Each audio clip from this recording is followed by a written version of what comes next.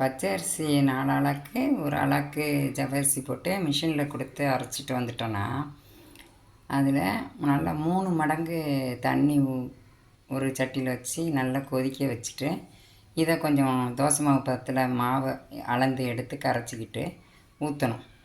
ஊற்றிட்டு அப்புறம் உப்பு, சீரகம், ஓமம் எல்லாம் அதில் போடணும். போட்டு காரம் வேணால் ஆப்ஷன் தான், நம்ம மிளகாத்தூள் போடணும்னா போடலாம், இல்லை அப்படியே விட்டுடலாம். போட்டு நல்லா கிண்டிக்கிட்டே இருந்து இறக்குறது தான் ஈஸியான மெத்தடு.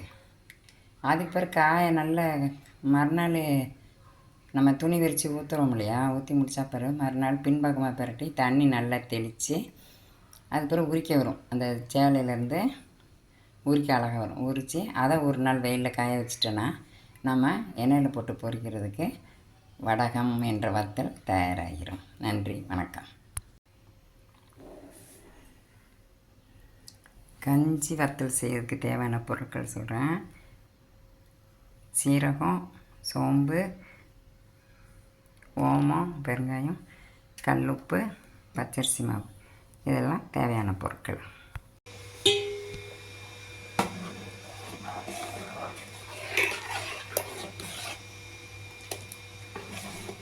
தண்ணி கொதிச்சா பிறகு கரைச்சி ஊற்றணும்.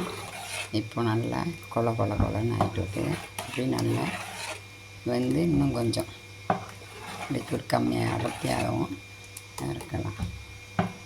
ரொம்ப ஈஸி. இந்த கூழ் வத்தல் வடகம், கஞ்சி வத்தல், கூழ் வத்தல் என்னென்னு சொல்லலாம். பச்சரிசி, ரேஷன் பச்சரிசியாக நல்ல மாவாக மிஷினில் கொடுத்துட்டு வந்து அதை வச்சு ஈஸியாக செஞ்சிடலாம். பாருங்கள், தண்ணியாக இருந்தது இப்போ எப்படி வேகவும்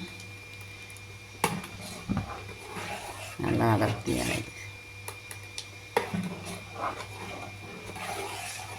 இதில் நான் போட்டிருக்க சீரகம், பெருஞ்சீரகம், ஓமம், உப்பு, மிளகாத்தூள் ஃப்ளேக்ஸு எல்லாமே ஆப்ஷனல் தான். அளவு நம்ம இஷ்டம்.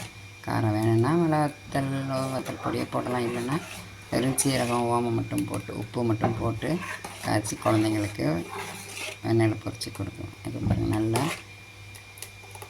பதத்து வந்துருக்கு, தோசை மாவு மாதிரி வந்திருக்கு. இதோட இன்னும் கொஞ்சம் ஆகணும்.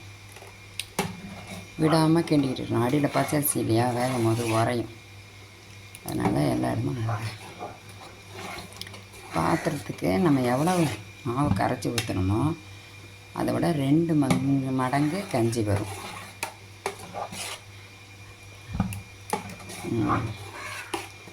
நம்ம இப்போவுமே வெந்துருச்சு, இன்னும் கொஞ்சம் அடர்த்தி ஆகட்டும் தான் காத்திருக்கேன். தண்ணியை தொட்டுட்டு இப்படி தொட்டனா கையில் ஒட்டாது, அப்படி வரும். இன்னும் கொஞ்சம் வெள்ளை மாவுக்கும் வெந்த மாவுக்கும் நமக்கு கலர் வித்தியாசம் தெரியும். கரைச்ச உடனே உள்ள மாவு நல்ல வெள்ளைன்னு இருக்கும். இது வந்து வெந்ததும் வெந்த சோறு கலருக்கு இருக்கும். இன்னும் கொஞ்சம் அத்தியாகும். ஸ்பூனை வச்சு எடுத்து ஊற்றுறாப்புல ரொம்ப சாலிடாக இருந்தால் முறுக்குழக்குள்ள கூட புழிஞ்சிக்கலாம். நான் இப்போ முறுக்குழக்குள்ள புளியில் ஸ்பூனை வச்சு எடுத்து ஒரு காட்டன் சேலையில் போட்டு காட்ட போகிறேன். கொஞ்சம் செஞ்சுக்கிட்டு இருக்கலே நல்லா அடர்த்தியாகுது. இப்போ கரெக்டான பக்குவம் வந்துருச்சு. இது இன்னும் கூட கொஞ்சம் இறுகும். நல்லா சூடாக நம்ம ஊற்ற முடியாது, கொஞ்சம் பதமாக இருக்கும்போது வெதுன்னு ஊற்றுவோம், கரெக்டாக இருக்கும். இது இப்போ நம்ம இறக்கி வச்சிடலாம், ஆஃப் பண்ணிடலாம். இப்போ நான் மொட்டை மாடிக்கு வந்திருக்கேன்.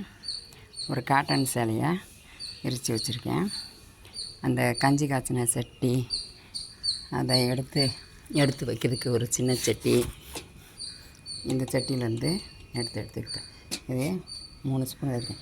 ஆப்ஷனாக தான். இந்த மாதிரி குளிக்கரண்டி வேணுமா, சின்ன குளிக்கரண்டி வேணுமா, ஸ்பூன் வேணுமா, நான் இது போட போகிறேன். இது எனக்கு பிடிக்கும். இப்படி எடுத்து அப்படியே வரிசையாக வச்சுட்டே போகலாம்.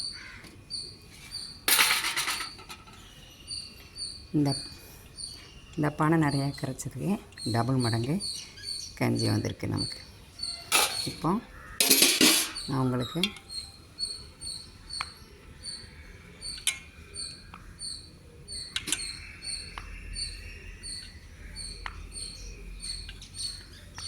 அப்படியே ஃபுல்லாக வச்சு முடிக்கணும். ஒரு அரை மணி நேரம் ஆகும்.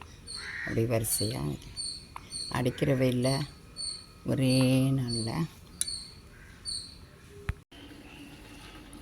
ஃபுல்லாக போட்டு பார்த்திங்களா, எல்லாம் ஸ்பூனை வச்சு எடுத்து போட்டு முடிச்சாச்சு. பானை காலி ஆகிட்டு. ஓகேயா?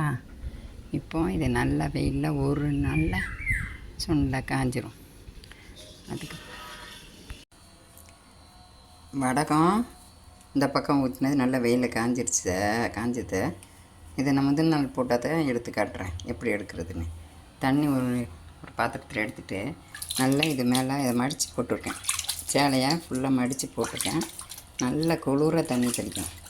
தண்ணி வச்சா தான் அந்த சேலையிலேருந்து வந்துடும். சேலையிலேருந்து வந்துட்டோன்னா அப்புறம் அது ஒரு முரத்தில் போட்டு இந்த இருக்கு பாருங்க, இப்படியே எடுக்க வந்துடும். இது அப்புறம் இந்த மாதிரி ஒரு எடுத்து ஈஸியாக எடுக்க வந்துடும். தண்ணியில் தெளித்த உடனே நனைஞ்ச உடனே வந்துடும்.